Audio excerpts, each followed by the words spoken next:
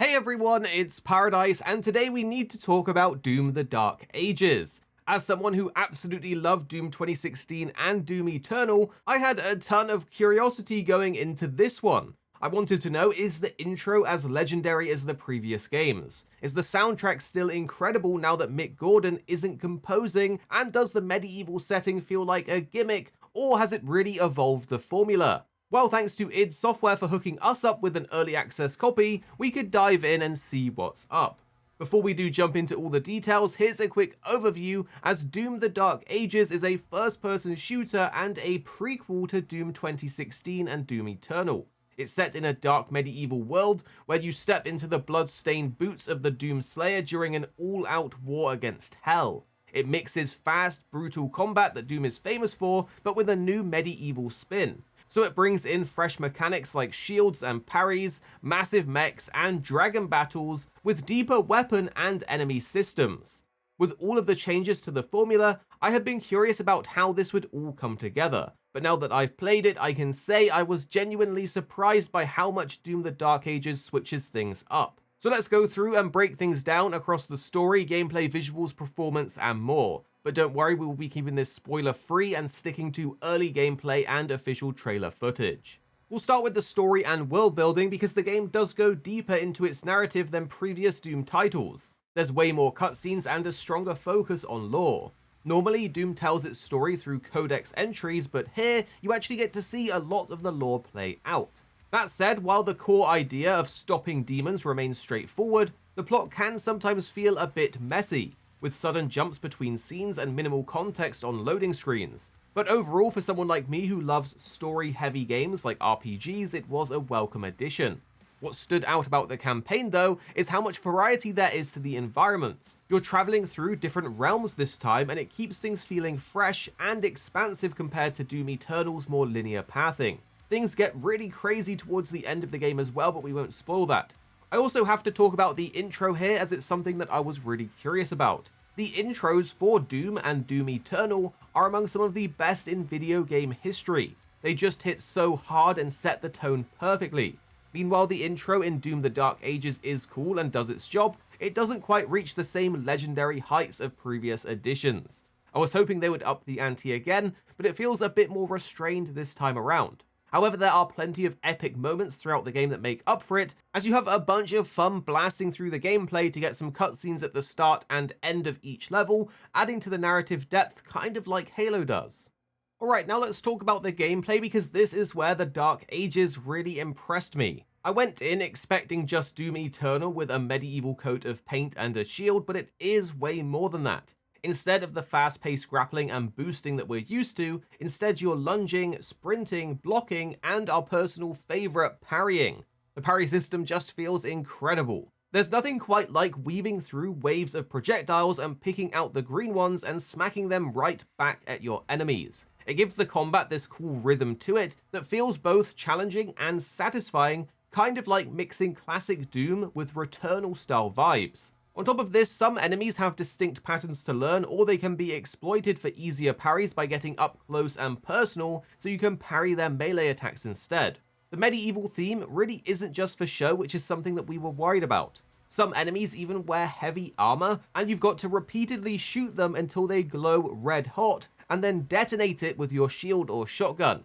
It's super fun and adds a clever layer of combat strategy, and it just makes sense and feels very Doom-like. If you're familiar with the core loop of recent Doom games, dealing damage, switching to the right weapon for each scenario, and using melee finishes to keep your health and armor up, then you'll adapt to this new one quite quickly.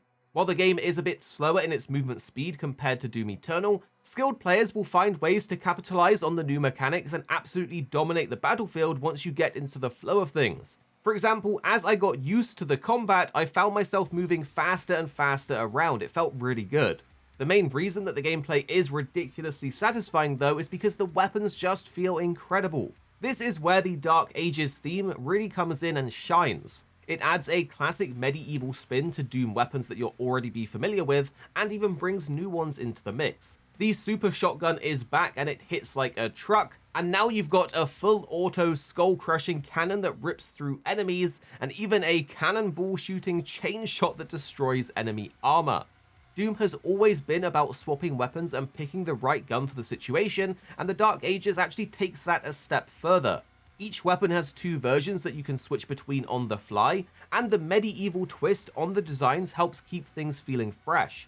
Plus, the upgrade system is actually much deeper now, and it's been completely overhauled, offering upgrades not only to your guns but also your shield, shield runes, and melee attacks. So each part of your kit has extensive upgrades that add unique gameplay benefits, with some even having branching selectable paths that let you create light builds around a particular playstyle. For example, you can spec your combat shotgun to shoot 3 shots at a time or to set enemies on fire. Personally, I went for a combat shotgun build that quickly earned me armor for damaging enemies. This level of depth appears across the whole game, making every weapon and tool feel customizable and impactful to the game as a whole, overall making things a lot more robust. The level design feels way more open this time around too. Some stages let you tackle the objectives in whatever order you want, while others will put you in massive mechs or even on the back of a dragon.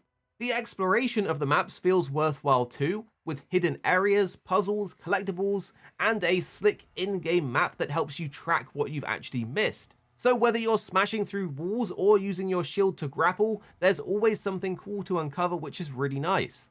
The expanded level variety really adds to the overall replayability, as you can quickly open up your in-game map. id Software have made it really easy to see any of the things that you've missed, as they will just appear on your map if you're close enough to them, but just you overlooked it before. This makes it very simple to return to levels later on and pick up everything that you've missed, again just adding to that bit of replayability. There's also challenges for each level that will have you defeating enemies or uncovering things in specific ways to earn more resources for upgrading. On top of that, you can earn weapon skins by completing mastery challenges after unlocking all of the nodes in the skill tree, which again adds more incentive to keep on playing. That said, not every objective is a winner. Some of the missions do tend to really overstay their welcome. There are parts of the game where you're sent to do repetitive tasks, like deactivating multiple AA turrets in a sequence, and it can feel a bit tedious at times.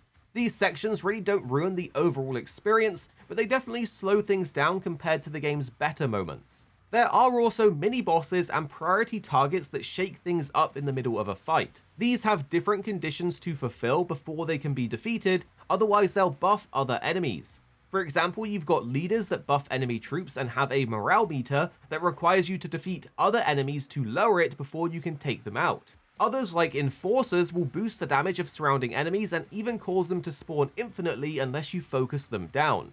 So beating these tougher enemies not only helps you regain control of the fight, but also earns you valuable collectibles that can increase your maximum health, armor, or even your ammo reserves. The massive mech called an Atlan was an amazing addition to the Dark Ages. We know that they appeared for epic moments in Doom Eternal, but actually getting to pilot one and rip and tear apart enemies is next level.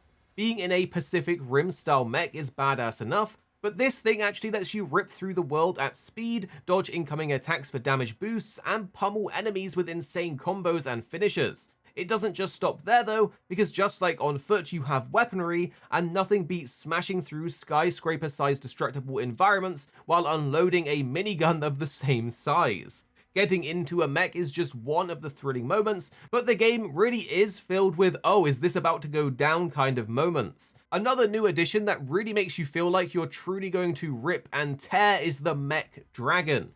This thing has boosters, mounted cannons, and can even do finishers.